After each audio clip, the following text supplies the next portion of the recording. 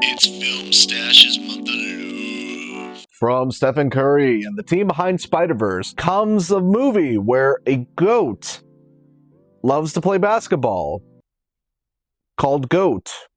It's too on the nose. Hi, welcome to Film Stash. My name is Douglas Campbell. So to wrap up Film Stash's Month of Love, I'm going to talk about this movie where this damn goat just loves to play basketball.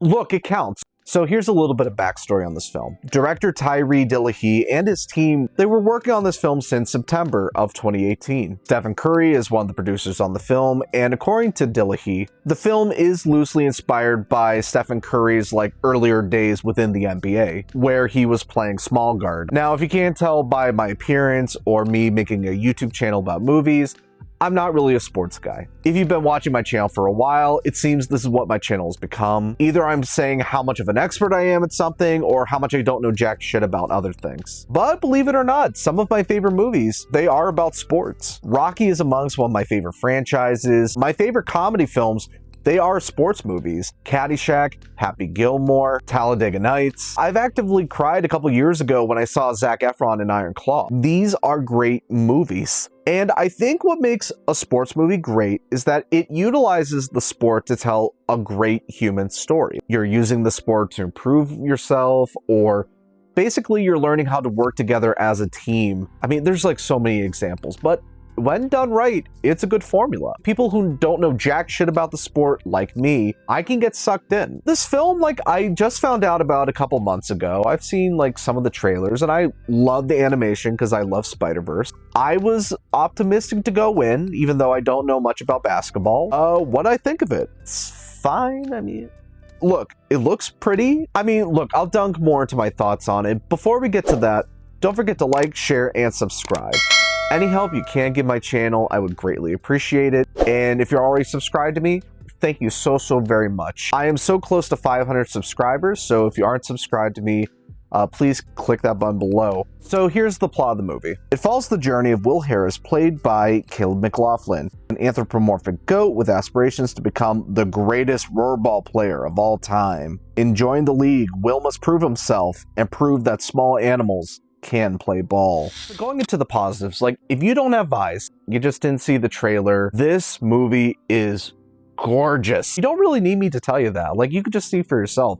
It is a gorgeously animated movie. The animation is similar to Spider-Verse. I mean, they don't lean as hard on the comic book style, but there really is enough differences to make this thing stand on its own. Now, I don't know what director Dillahy's influences were in terms of the animation, but I could see from my eyes just several different sources that they pulled from for this thing. There were some sequences where it felt like the exaggerated grossness of an old Ren and Stimpy cartoon, and then others the extreme fights of anime. It's a weird combination, but I really dug it. The editing, the animation style, basically the anthropomorphic animals, they all blended really well together to just really sell the intensity of these basketball games. These sequences where they're just playing the game, they're my favorite parts of the movie. They legitimately feel like these super intense anime battles, these weird arenas, how these animals move, how the proportions are off based on these camera angles. I mean, it was just so exhilarating. I dug it.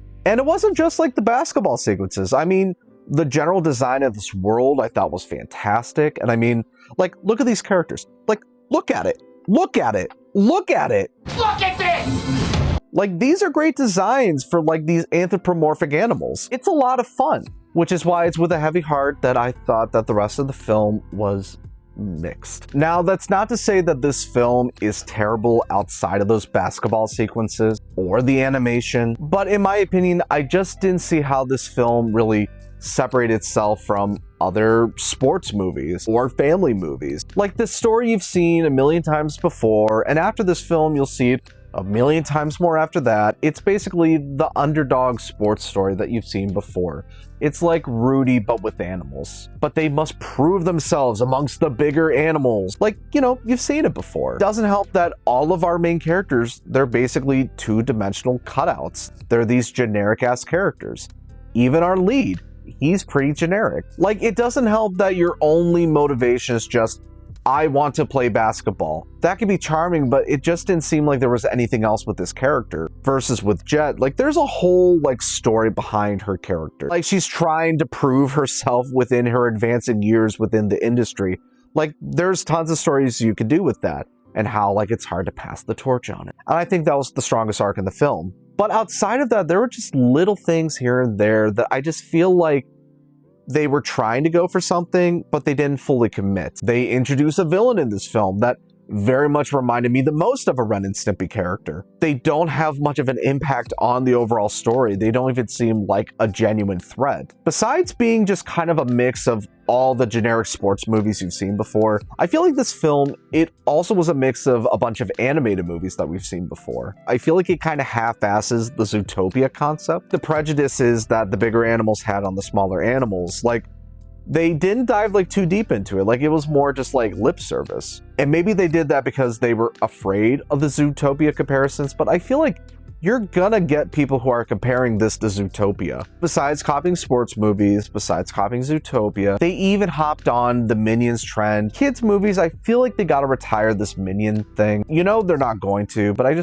I feel like we've seen it too many times, and it's even blended into like regular movies now. It sounds like I'm complaining about the film, but really, I didn't think it was that bad at all, and I thought it was pretty creative. I just think that we've seen so many films like this that I've kind of gotten numb to them a little bit. I mean, I think the animation, that's what's going to make it stand out. I generally thought it was just okay. And so I would cross it over the threshold. I would give it a 6 out of 10. If you like basketball in the NBA, or if you're somebody that has a family and who hasn't seen this film yet, I would recommend it for that. If you want something that's like on the level of Spider-Verse, I just don't think you're going to find it here.